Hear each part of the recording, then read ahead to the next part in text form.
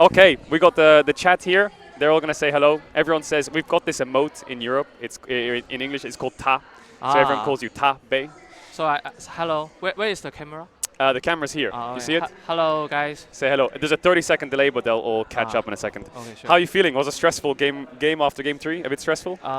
Game 3, to be honest, our draft, I think the draft is way better because we have a lot of initiate. Annie, Rel, Lee Xin. But at that time, maybe our communication was wrong.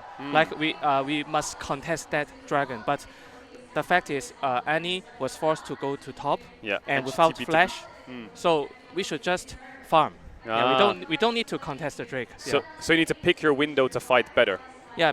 So after game 3, I thought a lot about the decision making, and it was glad that my players know that what I feel, and we change it. How much do you value Braum? Because Braum prevents a lot of engage. Rel, Alistar, Nautilus can stop a lot. And Ezreal, Braum, Trundle as a core can like kite a bit. But when you play Annie, Rel, Lee Sin, do you care or just go? I think Braum is a really good champion when with enemy has some serious engage. For example, they have Nocturne, Ambassador. But I think that Ezreal and Braum, the lane is not strong. It is a defensive lane. We have Rail and Saya, right? Yeah. And we have a really good lane. So how do I say? I think maybe it is good, but it is better if we have something like Orin. Yeah. I see. I guess in this meta, you value engage a lot. Engage, fight, because dragon fights is everything, right? I feel like this series, you and CFO, we're dancing around Atakan, dancing around dragon. Everything right now for you in the meta is just dragons, right? Because when we during the game, CFO and T1, all of our team will sit together and watch the games. And we really think that they really did a good job in punishing the T1's top lane, bot lane. So we already knew that they will focus a lot in the Drakes. So this game, also AL, I think you like the fights? Everyone in the world now knows that we like to team fight. And our coordination is really good, right? So, but I think that today CFO is the team who is under pressure. We are the one who is giving the pressure. So I would tell my team that don't care about the performance when they are facing T1. We are a really good team too because we nearly won the game against Genji. So they should afraid us, not us. Not be afraid of them. No pressure. I wanted to ask a little bit about like how you work as a team when it comes to like how much time you invest in draft, for example. Like when you guys are preparing for CFO, how much time do you think you spend sitting with your team, asking about draft, draft meeting? Like, do you like yesterday night? Do you just sit for a few hours and talk, or do you already prepare many days in advance? I remember I talked about this when I talk with I would dominate. To be honest, I never have I never sit together and talk about draft with my players. Really? Why? Because I emphasize a lot on scrims. I would just tell them what we play tomorrow is what we play in scrims.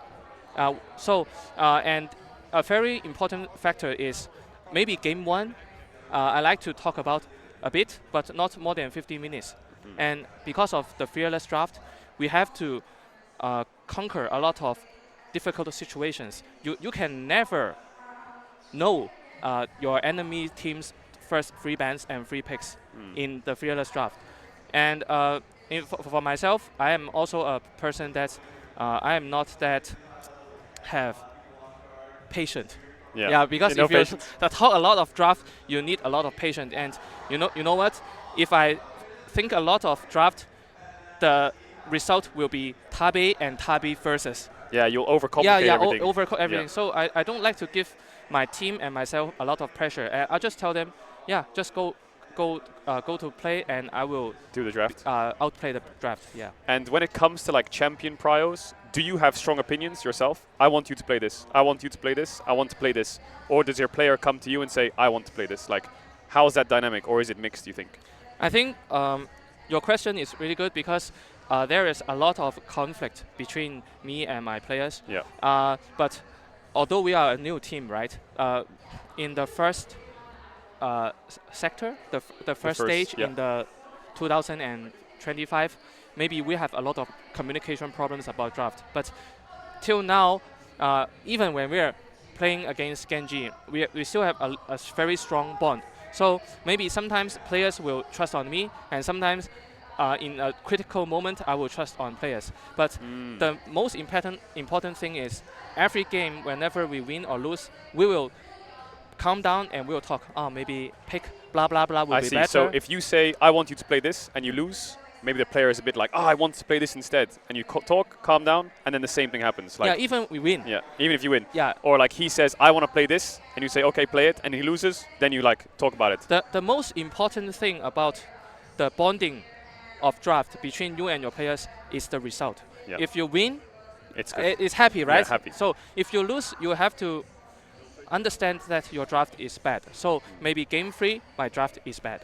Yeah. And let's say I think Lee Sin is OP, and we play Lee Sin and we lose, but we discuss it, and then we play it again and we lose. Have you ever been in that situation where like you really think something's strong, but you can't get it across? There's no results to show it? My opinion is you have to tell your players about whether we win, whether we lost the game is because of the draft or because of the gaming. So what happened in the game? Yeah. For example, game 3, I think my draft is bad, but I will tell them, although the draft is bad, but our decision making may be worse. Yeah, so you have to. So like we're playing Lee Sin, Rel, and Annie, and you know maybe our draft is weaker or whatever it is. But if you don't take the right fights, we can't win anyway. Yeah, sure. Yeah, I see what you're saying. What's your guys' like schedule like? Let's say like not in this tournament, but in LPL, you play like quite often. You know, LPL schedule is quite crazy. In Europe, we do like maybe 1 or 2 blocks a day of scrims. In China, how many blocks of scrims do you think? Or like how many scrim games a day? We are a team that we are very hardworking. Yeah. Maybe 2 blocks is impossible. Like for me, like 3 blocks is common sense. 2 o'clock, 7 o'clock, and 10 o'clock. And so maybe our resting time is about 12 to 1 o'clock midnight. I see. Yeah, and after that we will play rank till 3 to 4.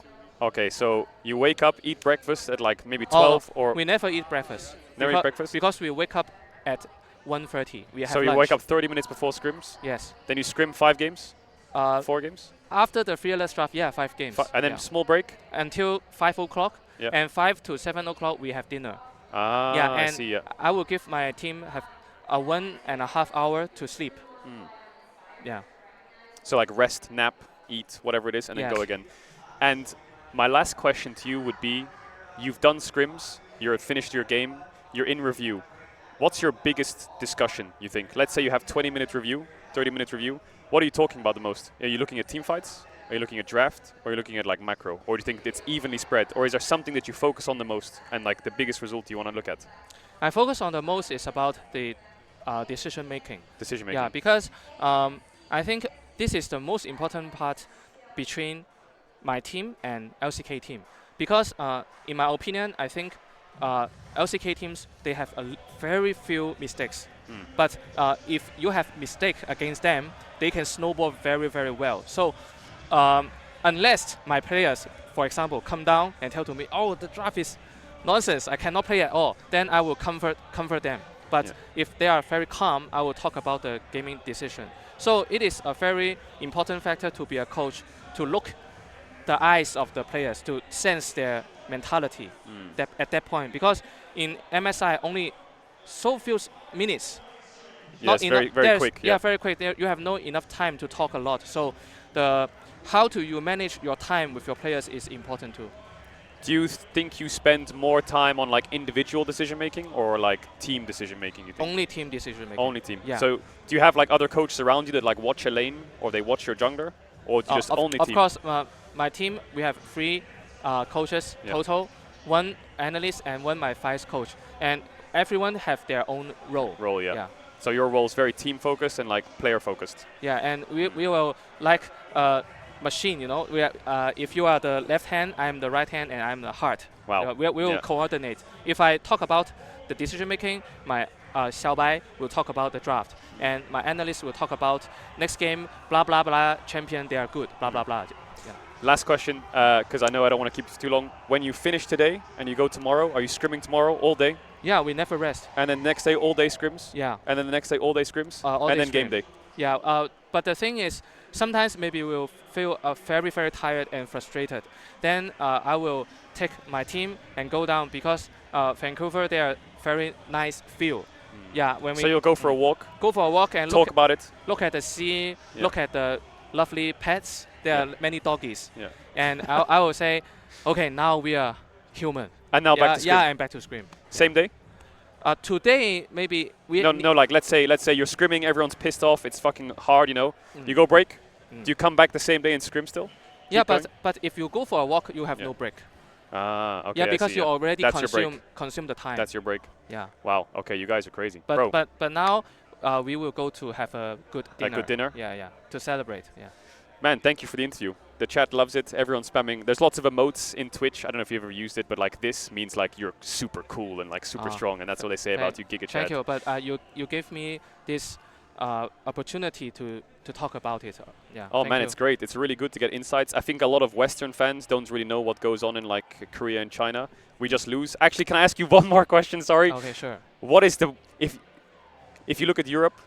What is one advice you could give to Europe if we're losing now? Is there anything you've seen from our games or scrims where you're like, oh my god, this region is so bad at this? Like Europe needs to be saved right now. We're the worst region. What's one piece of advice you have for Europe? I think it is very unfortunate for G2 and MCOY. They lost the game, right? But I think the most important thing is to dig into why they lost. Some of the time, I think, most of the time, maybe they are not losing about the draft. Maybe it is the gaming decision making. Yeah, and sometimes I think maybe their lanes maybe are not tough enough. If you want to move to a higher level, for example, to win the better level teams, your laning phase and your decision making. For example, you have to be like quicker, like 3 seconds, 5 seconds to the spot. So like tempo? Yeah, the tempo. Yeah. It is very important. But I hope that if the players in EU, they invest more time on thinking why they will lose, maybe they will improve a lot. Because, for example, my team, we really invest a lot of time. It is tiring, but I think if you invest time, you have hope. Like work really hard. You have hope. Yeah. But if you don't, if you're lazy, okay, I just lose, then you have no hope at all. Yeah. Work harder, work on the lanes, tempo, and decision making. I like that. Tabe, thank you so much. I appreciate it. Thank you very much. Much love. Thanks for coming on the stream. Everyone was spamming hearts a second ago because there's a bit of a delay with all the chat, but everyone was spamming all their hearts. They really appreciate you coming out. Thank you so much. Good luck in the tournament. Think you can make it all the way? It is very difficult and hard because every stage when we are stepping forward, our enemy team will be stronger. Harder. So, but I think Anyone's Legend is a team that we are always humble and we are always willing to learn. So even we win today's game, we have a lot of problems to tackle. Yeah. So I hope that everyone will like our team and we will try our best. Hell yeah. Okay, the chat's catching up. Everyone's saying W and hearts. Thank you so much, Tabe. Appreciate you. Enjoy your time with the team. And I can just mute your mic. You can take the headset off and I'll see you later. Appreciate it a lot. Thanks so much, man. Thank you so much. It was great to meet you.